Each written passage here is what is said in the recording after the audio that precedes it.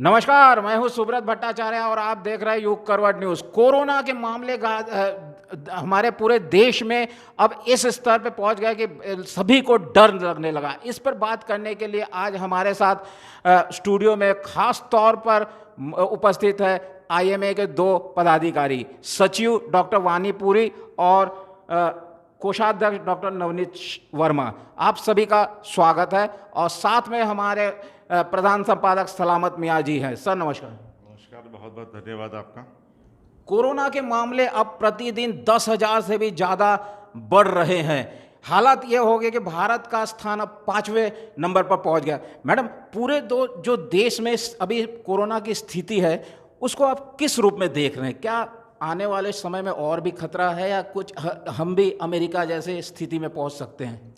देखिए, ऐसा है कि भारत में ऑब्वियसली बढ़ रहे हैं केसेस। अभी लॉकडाउन भी खुल गया है तो बढ़ेंगे केसेस, तो बढ़ेंगे। बट द थिंग इज़ कि जो मोस्टली केसेस होते हैं 80% cases they are asymptomatic. 90 to 95% of the cases जो हैं उनके अंदर बहुत ज़्यादा कॉम्प्लिकेशंस नहीं होती हैं, और सिर्फ 5% केसेस में आपको इंटेंसिव केयर यूनिट्स या ऐसे की ज़रूरत होती है। तो डरने की कोई बात नहीं है। अगर बढ़ता भी है तो हमें इससे डरना नहीं है। भारत के लिए अच्छी बात है कि यहाँ पे रिकवरी रेट अच्छी है। रिकवरी रेट अच्छे हैं, डेथ रेट कम है। हमें इससे डरना नहीं है, हमें इसका प्रिवेंशन ही इसका क्योर है। सो यू हैव टू, जैसे मोदी जी कहते हैं, आप सोशल डिस्टेंसिंग करें, बार बार अपने हाथ धोएं। प्रेफरेबली अगर आप साबुन से धो रहे हैं बहुत अच्छी बात है। अगर आपके पास साबुन या पानी नहीं है तो आप एटलीस्ट 70% जिसमें अल्कोहल हो उसका सैनिटाइज़र यूज़ करें, है ना।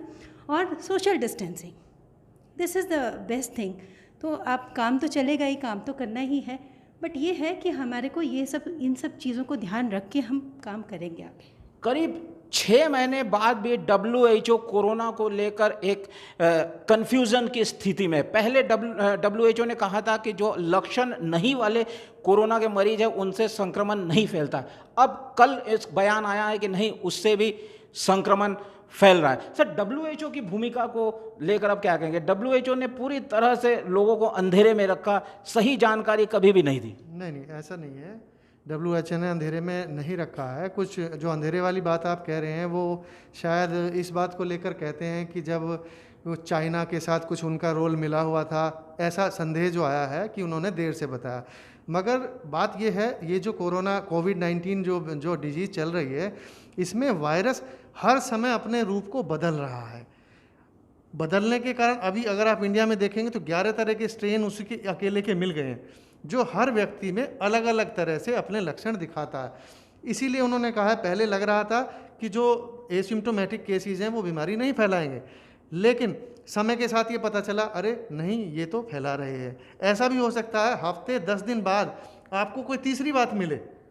तो इससे आप ये नहीं सोचिए कि WHO कुछ भी गड़बड़ करेगा। और अब तो हिंदुस्तान के हमारे हर्षवर्धन जी वहाँ हैं, तो हम उम्मीद करते हैं WHO ऐसा नहीं करेगा। जो बिना लक्षण वाले कोरोना के मरीज है उससे अब संक्रमण फैलने की संभावना है, जबकि WHO ने भी कहा था भारत में बिना लक्षण वाले बहुत ज़्यादा है। क्या कहेंगे?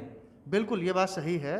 देखिए, पूरे विश्व में अब हम ये तो देख रहे हैं, जो हम तालिका देख रहे हैं कि अमेरिका में कितने, अमेरिका की जनसंख्या 30 करोड़ की है, भारत की 100, और उसमें 30 और जोड़ लीजिए। निश्चित रूप से भारत में केसेस की संख्या ज़्यादा होगी। दूसरे, वो लोग इतने एजुकेटेड और एडवांस हैं। हमारे यहाँ पॉपुलेशन, जो जनसंख्या है उसकी सघनता बहुत है, तो इसमें जो ये हो रहा है सोशल डिस्टेंसिंग, वहाँ डिस्टेंसिंग का पालन नहीं होता, इसलिए केस तो यहाँ बढ़ने ही हैं। एसिम्प्टोमेटिक केसेस भी अब अगर वो फैला रहे हैं तो निश्चित रूप से ये एक चिंता का विषय है कि इससे हमारा आंकड़ा और तेज़ी से बढ़ने की संभावना है। अगर लक्षण नहीं दिखते हैं तो कैसे पता चले किसी को कि उसे कोरोना है? देखिए, अगर किसी में लक्षण नहीं दिख रहे हैं तब तो ये बिल्कुल कहना आसान नहीं है कि जो इसको कोरोना है। मगर अगर किसी पेशेंट को अचानक से कोई भी ऐसा लक्षण आता है जिसकी वजह से वो बीमार हो रहा है आज की डेट में, उसमें सबसे पहला तो बुखार ही है, जिसको लेकर चलने की भाई बुखार आ गया तो वो संदेह के घेरे में आ गया।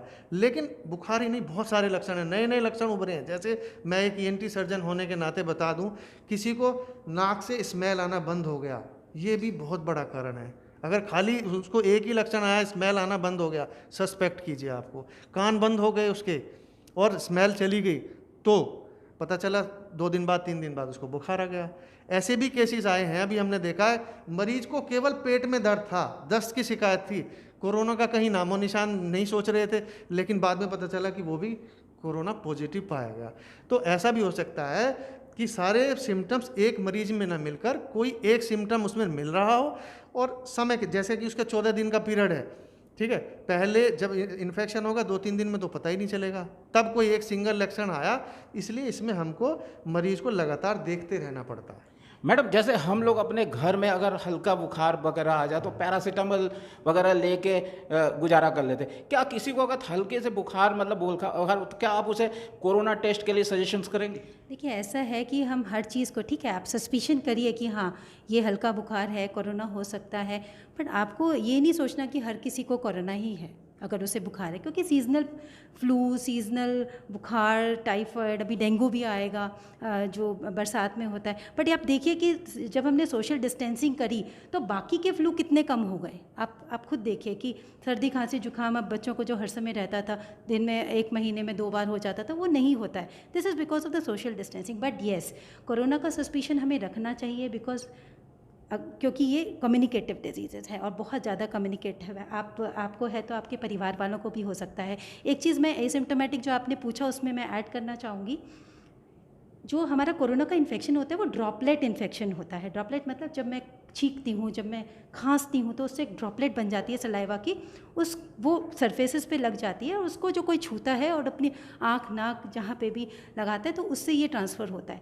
तो एसिम्प्टोमेटिक केसेस होते तो दे आर इन्फेक्टिव, बट उनको सर्दी खांसी जुकाम छींक ये सब नहीं आती है, तो दे आर लेस इन्फेक्टिव क्योंकि इन पे सिम्टम्स ही नहीं होते, है ना। तो अगर सिम्टम्स हैं तो आप अपने बाकी के लोगों को भी इन्फेक्ट कर सकते हो, अपनी फैमिली को, अपने प्यारे लोगों को। तो दैट इज़ ऑल कि अगर आपको बुखार है, खांसी है, गला ख़राब है, तो बेटर है कि आप अपने आप को एक कमरे में आइसोलेट कर लें, दूसरे लोगों से ना मिलें और अपने आप की ट्रैकिंग करें कि आपके फीवर, आपका कफ कैसा है, बेटर हुआ है या नहीं हुआ। अगर नहीं होता है और हाई ग्रेड होता है तो आप जाके इसका जांच। अगर आपको बुखार है तो ज़रूर उस डॉक्टर की सलाह लें।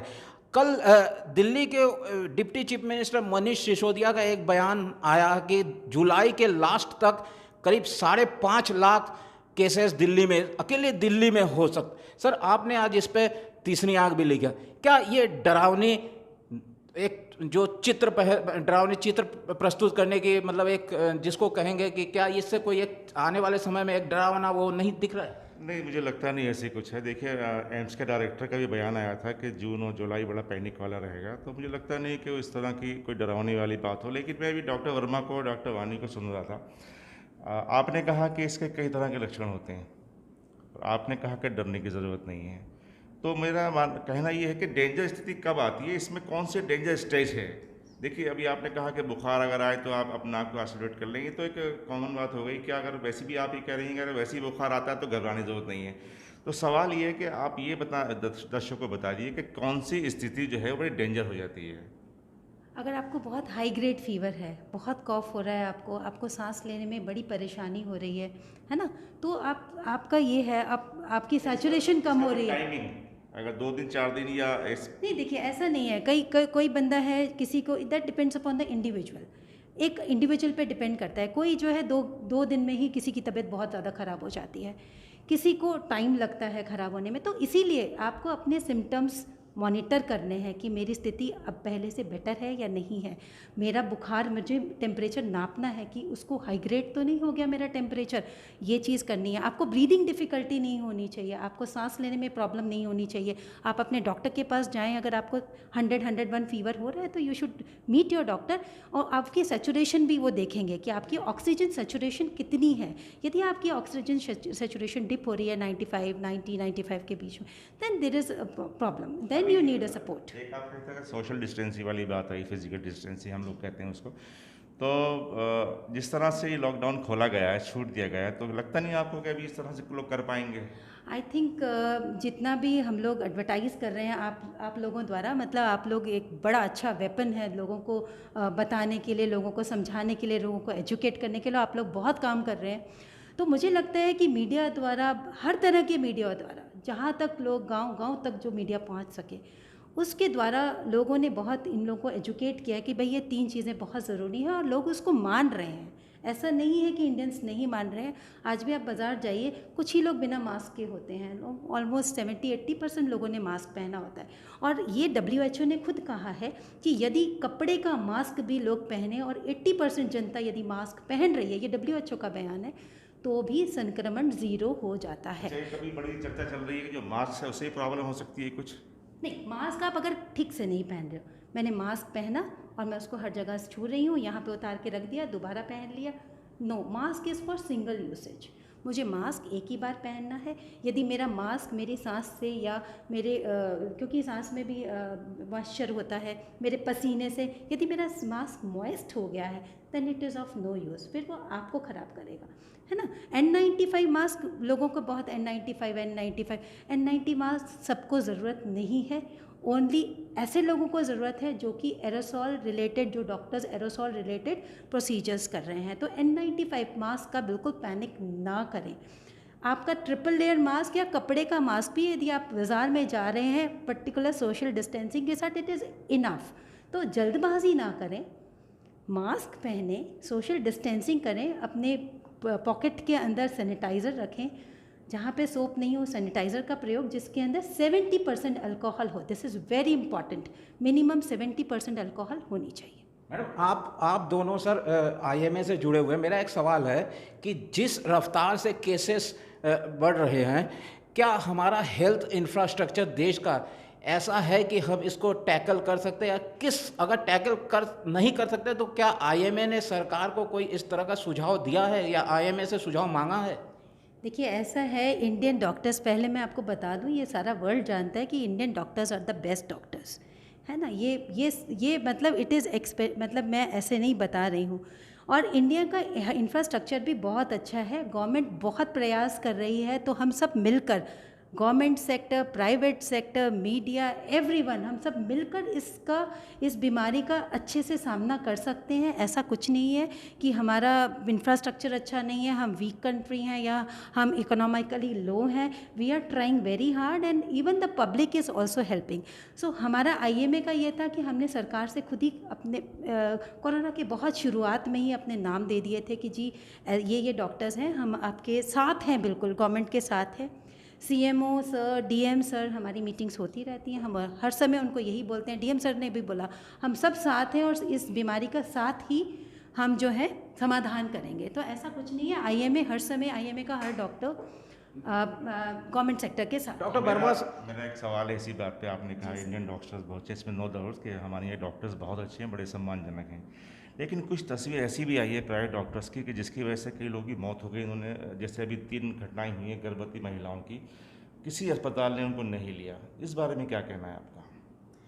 देखिए, ये बड़ा ट्रिकी क्वेश्चन है। देखिए, ऐसा कोई भी डॉक्टर नहीं चाहेगा, यानी कोई भी डॉक्टर नहीं चाहेगा कि मेरा मरीज़ मरे या मेरे मरीज़ को कुछ प्रॉब्लम हो, है ना। सब अपनी सेफ्टी भी लेकिन 3 घटनाएं यहाँ हुई है, एक नोएडा में हुई है। एक्चुअली पैनिक इतना हो गया, डॉक्टर्स के अंदर भी इतना पैनिक हो गया है कि भाई टेस्ट कराना है, नहीं कराना है। पर मुझे लगता है कि पैनिक से ज़्यादा हमें अपने ब्रेन का यूज़ करके उस पेशेंट, लापरवाही रही है डॉक्टर्स की।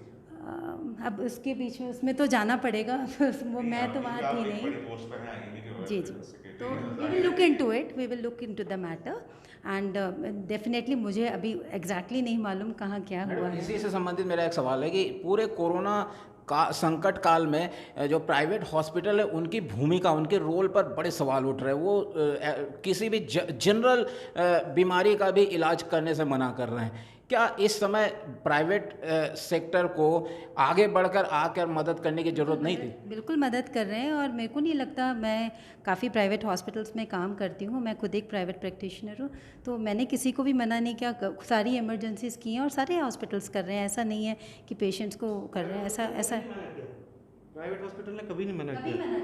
देखिए, ऐसा नहीं था, ये जब बीमारी आई इसके लिए तैयार होना था। आप ये समझिए, आप पूछ रहे थे कि भाई गवर्नमेंट ने अब क्यों खोला, क्या इससे केस नहीं बढ़ेंगे? गवर्नमेंट पहले कह चुकी थी, पहले तो हमारे पास कुछ नहीं था, एक सिंगल N95 मास्क नहीं था। आप तो देख रहे हैं कि सब तैयार हो रहा है इंडिया के अंदर। गवर्नमेंट ने जो समय लिया था वो इसीलिए लिया था कि हम तैयार हो सकें। मैं कहता हूं कि आप बता रहे हैं कि ये जुलाई में जून में इन्होंने एक प्रोजेक्टेड आंकड़ा दिया है कि 5 लाख केस हो जाएंगे।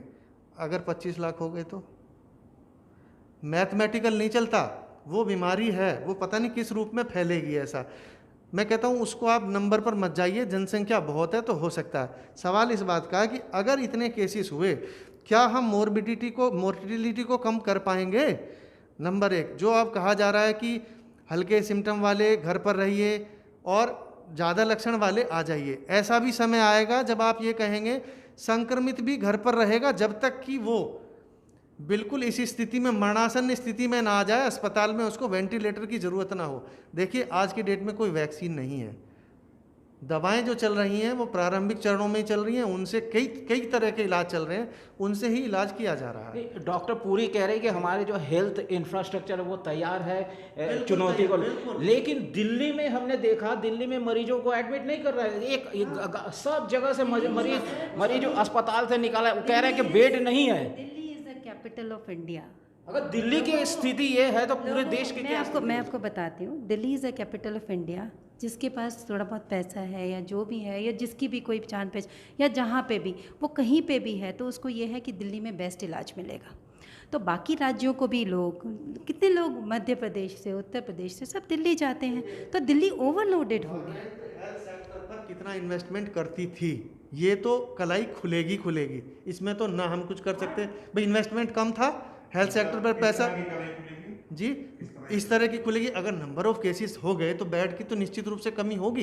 ये टेम्परेरी अरेंजमेंट करना पड़ेगा। जो ट्रेन के डब्बों को बनाया गया है उनके लिए, तो इसीलिए तो बनाया गया भाई, पहले ज़्यादा अस्पताल होने चाहिए थे। दिल्ली की जनसंख्या, क्या आईएमए ये मान रहा है कि पहले की सरकारें या अभी की सरकारें हेल्थ सेक्टर पे ध्यान नहीं दिया? देखिए किसी भी सरकार ने जितना हेल्थ में इन्वेस्टमेंट होना चाहिए था वो नहीं करा, हमेशा कमी रही है। ये बात ज़रूर है कि अब गवर्नमेंट ध्यान दे रही है, इन्वेस्टमेंट इनके अच्छे हैं, लेकिन उसके रिजल्ट भी तो टाइम लगता है आने में, है ना। और हम अब अगर इस विषय पे चर्चा करने लगें तो ये तो खाली बुराई करने वाली बात हो गई। अब सामने जब युद्ध है तो युद्ध लड़ने जैसी स्थिति में हमको आना चाहिए। तो इस बैटल में डॉक्टर्स, अब आप ये पूछेंगे ना कि कैसे लड़ेंगे? युद्ध के लिए हथियार और सोल्जर भी तो होना चाहिए। हाँ है, सोल्जर्स हैं, डॉक्टर्स की कमी नहीं है, डॉक्टर तैयार हैं। नंबर एक, गाइडलाइन से डॉक्टर को डर इससे लगता है, आज मेरे क्लिनिक पर कोई पेशेंट आ जाए, कल भी नहीं हो जाएगी, अरे डॉक्टर के यहाँ पाया गया, ये बंद हो गया क्लिनिक। डर उस चीज़ से लगता है। डॉक्टर तो हमेशा बीमारी का इलाज करता है, कभी नहीं डरता। देखेंगे तो पीपीई किट, आप पीपीई किट पहन के कभी आईसीयू जाइए, है ना। पीपीई किट वो 6 घंटे पहने रहते हैं, ना वो बाथरूम जाते हैं, ना वो बाकी की चीज़ों के लिए जाते हैं, ना वो पानी पी सकते हैं। तो doctors are working hard, how can you say? Doctors बहुत अच्छे से काम कर रहे हैं। जो भी आईसीयू में डॉक्टर्स पे कोई सवाल नहीं उठा। डॉक्टर्स तो पूरे अपना 2 महीने से भगवान की तरह काम कर रहे हैं। इंफ्रास्ट्रक्चर की जो बात है, जो सरकार ने लॉकडाउन किया, जैसे डॉक्टर नवनीत ने बहुत अच्छी तरह बताया, जो सरकार ने जो लॉकडाउन किया है, द सरकार was preparing for the infrastructure only. सरकार के दिमाग में है कि अगर इतने केसेस आ गए तो मुझे क्या करना है, इतने केसेस आ गए तो मुझे क्या करना है। एंड वी थैंक गॉड कि हमारे इंडिया में मोर्टालिटी रेट, ये साधुओं का देश है, साधुओं का, ठीक है, स्पिरिचुअलिटी का देश है, तो इसमें तो ज़्यादा मौतें होने वाली हैं। एक सवाल मैडम और है कि जब 500 केसेस थे तो साधु दवाई नहीं करें? नहीं दवाई करें। मैं ये कह रही हूँ कि एक स्पिरिचुअल, ये एक स्पिरिचुअल देश है सर। ये एक स्पिरिचुअल देश है। हम बाहर के वेस्टर्न कंट्रीज से बहुत अलग हैं, बहुत अच्छे हैं। आज भी देखिए कोरोना में क्या है, शूज़ बाहर उतार के आइए, घर में नहीं ले जाना। हमारे आपके घर में और हमारे घर में बाहर ही उतारते हैं ना शूज़। भारतीय संस्कृति कहती है कि मांस नहीं खाना, तो हम मोस्टली हम लोग मांस नहीं खाते, तो इसी से तो संक्रमित हो रही है। एक सवाल मैडम और उठ रहा है, जब 500 केसेस थे तो सख्त लॉकडाउन किया गया, अब 2.25 लाख केसेस है, अनलॉकडाउन किया जा रहा है, क्या कहेंगे? क्योंकि अभी सरकार ने अपने प्लान्स बना लिए हैं, उसको कैसे अपने आप को यूज़ करना है, कहाँ कौन सा इंफ्रास्ट्रक्चर। इवन सरकार is also taking help of the private sector also. दोबारा फिर लॉकडाउन हो सकता है? यदि क्योंकि हर्ड इम्यूनिटी भी तो ज़रूरी है ना। कुछ लोगों का इन्फेक्ट होना, एटलीस्ट 70-80% का इन्फेक्ट होना भी ज़रूरी है, क्योंकि वो ही हर्ड इम्यूनिटी देगा और उसी से ही ये जो है दिस विल बी क्लियर्ड। क्योंकि ये डॉक्टर वानी मुझे बताइए कि क्या इसका कोरोना का इलाज केवल लॉकडाउन ही है या फिजिकल डिस्टेंस ही है? नहीं, देखिए प्रिवेंशन इज़ बेस्ट क्योर। आप देखिए, आप अपनी इकनॉमी भी तो ज़ीरो नहीं कर लेंगे ना। लॉकडाउन में क्या हुआ, सब चीज़ें बंद, आप अपनी इकनॉमी भी तो ज़ीरो नहीं कर लेंगे। ठीक है, फिजिकल आप सोशल प्रधानमंत्री जी ने कहा था जान है तो जहान है, अब वो कह रहे हैं जहान के साथ जान अभी भी है, जान अभी भी है। आप पूरे जो सोशल डिस्टेंसिंग, आप अपना मास्क और अपना ये सैनिटाइज़र यूज़ करिए। हम लोग इंडियंस का है ना, कहीं पे भी मतलब वहाँ एक झुंड सा बना लेते हैं, वो बनाना बंद करें। एक लास्ट सवाल नवनीत वर्मा, डॉक्टर नवनीत वर्मा से, कि सरकार ने शराब की दुकानें खोल दी, मॉल बाकी सारी दुकानें खोल, लेकिन क्लिनिकों को खोलने की इजाज़त नहीं दी। इसको कैसे देख रहे, क्या परेशानी? देखिए, मुझे जो लगता है, जो हम अपने प्रदेश के स्तर पर कहें, मुख्यमंत्री जी से ये बात कई दफ़ा हो चुकी है, धीरे धीरे उनकी अब समझ में ये बात आ गई है। उन्होंने कहा भी है, कल परसों ही रिसेंटली बात हुई, कि जो आप कह रहे हैं वो ठीक है, हम इस पर विचार करते हैं। उनको जो आगरा में हुई घटना थी, उनको लेकर वो बहुत चिंतित थे। उनको लगा था कि किसी क्लिनिक से, किसी अस्पताल से बहुत ज़्यादा स्प्रेड हुआ है। ठीक है, तो वो एक टीम गई थी IMA गोरखपुर की, उन्होंने समझाया है, तो उनकी समझ में आया। उन्होंने कहा ठीक है, इसको हम धीरे से खोलेंगे। खोलने की बात हो गई है, लेकिन इनको खोलना चाहिए जल्दी, क्योंकि मरीज़ बहुत परेशान है। वास्तव में मरीज़ तो अपने नियर बाई डॉक्टर के पास जाता है, कम पैसे में तो उसका इलाज वहीं हो सकता है। आज मरीज़ के पास पैसा नहीं है, अब बहुत नौकरियां चली गई हैं, छोटी छोटी चीज़ें भी देखनी है। जब देश सुचारू रूप से चल रहा है, सब चलाया गया, तो क्लिनिक भी जल्दी खुलेंगे। मुझे लगता है गवर्नमेंट जल्दी एक्शन लेगी इस पर। जी करना चाहूँगी, सॉरी मैं बोल रही हूँ, बट मैं ये सबको एक मैसेज देना चाहती हूँ कि प्लीज़, उतना मोर्टेलिटी, उतनी मौतें किसी एक बीमारी से नहीं होती जितनी मौतें उस बीमारी के डर से होती हैं। तो प्लीज़ प्लीज़ आप लोग डरिए नहीं, रोज़ मेडिटेशन करिए, पॉजिटिव विचार रखिए। अगर आप पॉजिटिव विचार विजुलाइज़ करते हैं तो हर चीज़ पॉजिटिव होती है। तो this is my utter request. और 3 चीज़ें, सोशल डिस्टेंसिंग, अपनी हैंड वॉशिंग और मास्क, इसका प्रयोग करें। तो ये थे IMA के डॉक्टर वानीपुरी और डॉक्टर नवनीत वर्मा, जिनका कहना है कि कोरोना से डरिए नहीं, पॉजिटिव फ्रेम ऑफ माइंड में रहिए, अच्छा सोचिए, अच्छा वो करिए और सोशल डिस्टेंस का मेंटेन करिए। कैमरामैन ऋतुराज और वरुण के साथ सुब्रत भट्टाचार्य, युग करवट न्यूज़ के लिए।